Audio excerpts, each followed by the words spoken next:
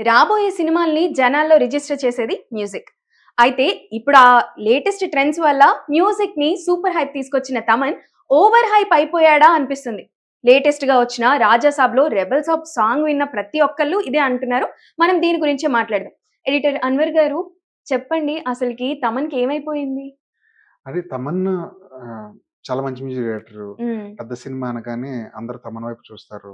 తమన్ కూడా చాలా మంచి మ్యూజిక్ ఇచ్చాడు. ఫర్ ఎగ్జాంపుల్ 'ఓజీలో' తమన్ ఇచ్చిన బ్యాక్‌గ్రౌండ్ స్కోర్ గురించి, ఆ బీజీఎమ్స్ గురించి చాలా బాగా మాట్లాడుకున్నారు. మొన్నటికి మొన్న 'తెలుసు కదా' సినిమాలో పాటలు బాగా క్లిక్ అయ్యాయి. ఆ సినిమా సరిగ్గా ఆడకపోయినా సరే ఇచ్చిన ఆర్ఆర్ చాలా బావుంది. కానీ సడెన్‌గా ఏమైందంటే 'అఖండ' నుంచి 2 పాటలొచ్చాయి.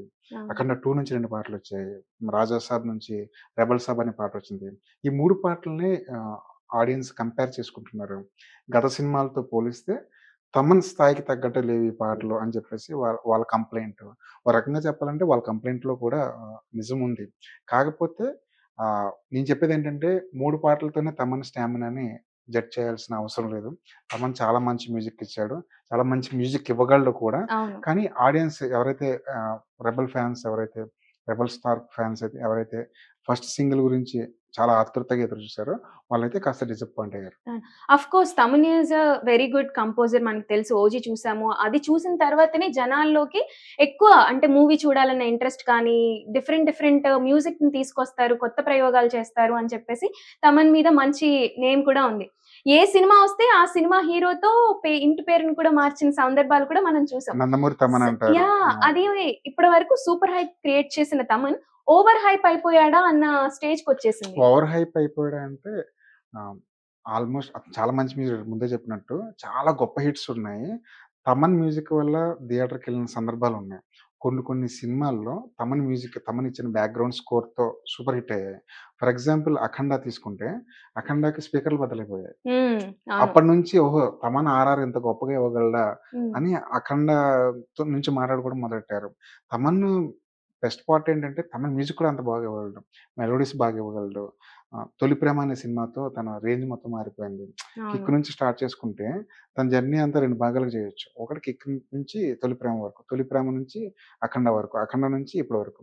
తమన్ ఖచ్చితంగా మంచి మ్యూజిక్ డైరెక్టర్. కానీ తమన్ స్థాయిలో లేవు. ఎందుకు ఓవర్ హైప్ అంటున్నారంటే తమన్ నుంచి ఒక పాటొస్తదంటే ఖచ్చితంగా వెయిట్ హై చేసుంటారు. ఎక్స్‌పెక్టేషన్స్ ఉంటాయి ఉంటాయి. బేసిక్‌గా. ముఖ్యంగా ఇది 'ప్రభాస్' సినిమా. 'ప్రభాస్, మారుతి' కాంబినేషన్ నుంచి ఒక సినిమా వస్తుంది. మారుతి గారికి మంచి టేస్ట్ ఉంది మ్యూజిక్‌ని రాబట్టుకోవడంలో. ఎందుకంటే ఆయన గత సినిమాలన్నీ మ్యూజికల్ పరంగా చాలా మంచి హిట్స్. ఫ్ 6 పాటల్లో ఒక ఆల్బమ్ నుంచి ఫస్ట్ సాంగ్ వస్తుందంటే ది బెస్ట్ ఔట్‌పుట్టే వస్తది బయటకి. ది బెస్ట్ సాంగే వాళ్ళు బయటకిస్తారని చెప్పి ఆడియన్స్ గట్టిగా నమ్ముతారు.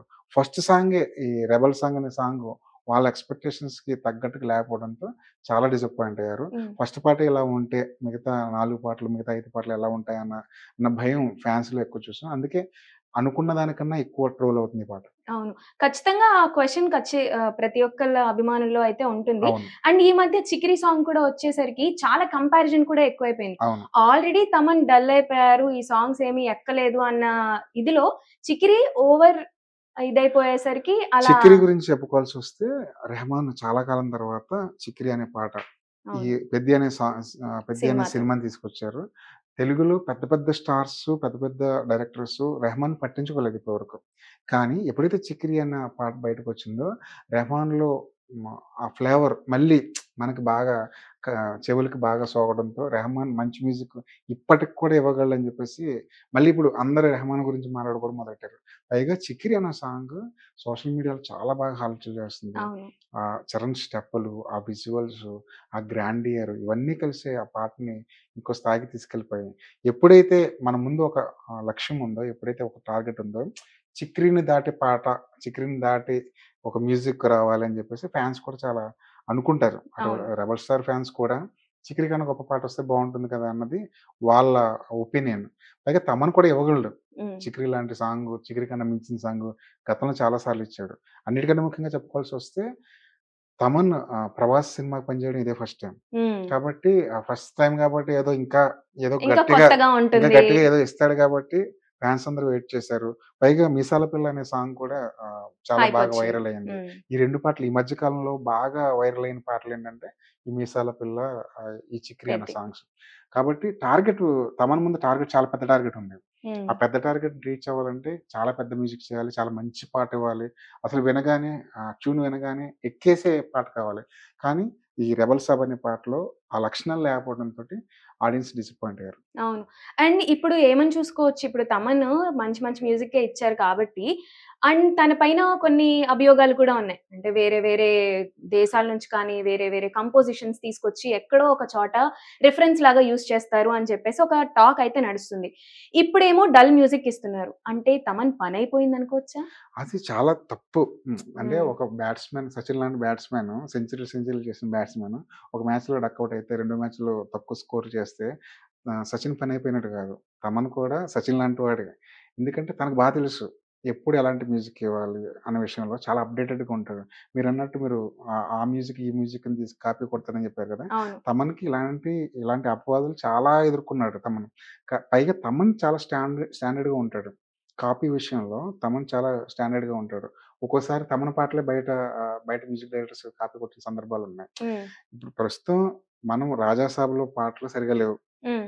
'అఖండ 2లో' పాటలు సరిగ్గా అనుకున్నంతగా లేవు. డల్‌గా ఉన్నాయి. ఇదొక్కటే తమన్ మీద ఉన్న కంప్లెయింట్. తమన్ చేతిలో చాలా సినిమాలున్నాయి. తమన్ చాలా మంచి మ్యూజిక్ ఇవ్వగలడు. 'రాజా సాబ్‌లో' మనం విన్నది ఒక పాటే. హ్మ్. ఇంకా రావాల్సిన పాటలు చాలా ఉన్నాయి. 'అఖండలో' విన్నవి 2 పాటలే.